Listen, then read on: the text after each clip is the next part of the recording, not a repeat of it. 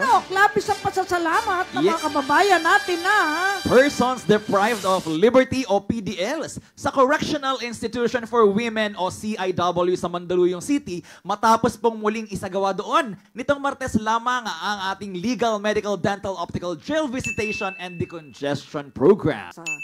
Okay, JC! Yes po mga kababayan, narito po ang report.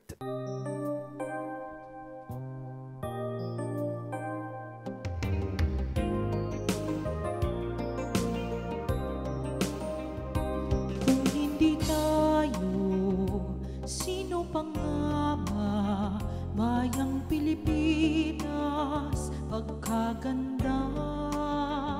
Kahit masungit man ang panahon, hindi ito nagiging hadlang upang muling bisitahin ng Public Attorney's Office sa pangunguna ng ating punong manananggol pambayan, Dr. Persida V. Rueda Acosta, DSD, ang mga PDL sa Correctional Institution for Women o CIW sa Mandaluyong City upang muling magsagawa ang PAW ng Legal, Medical, Dental, Optical, and Jail Visitation and Decongestion Program.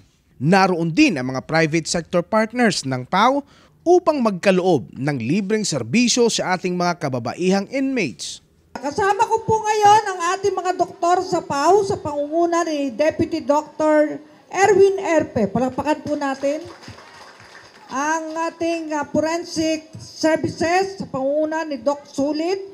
Palakpakan natin, Doktora Kabantog, Doktora Serrano, Doktora Garcia, saka si Doktora Donna, ating dentista. At syempre may external doctors po tayo from Manila Central University Hospital sa pangunguna ni Doc Janice De Leon.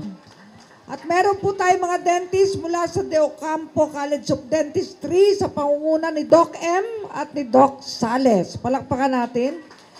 At meron din tayong optometrist sa pangunguna ng Executive Optical. Palakpakan natin.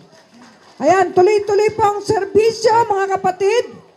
Malaki po talagang tulong to sa kanila, sir. Lalo lang, sir, yung sa medical din. Kasi, sir, hindi sila basta-basta makakalabas. Alam ko, sir, kung paano ang may karamdaman.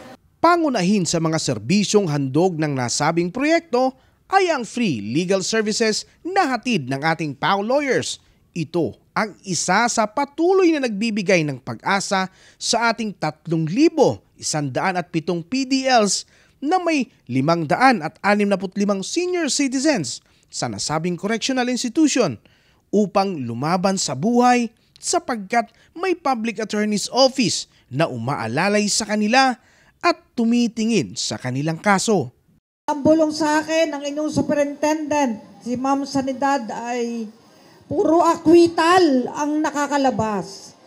Pag acquittal po, hawak po ng PAW. Yung mga nakarating dito, ibig sabihin na pawalang sala.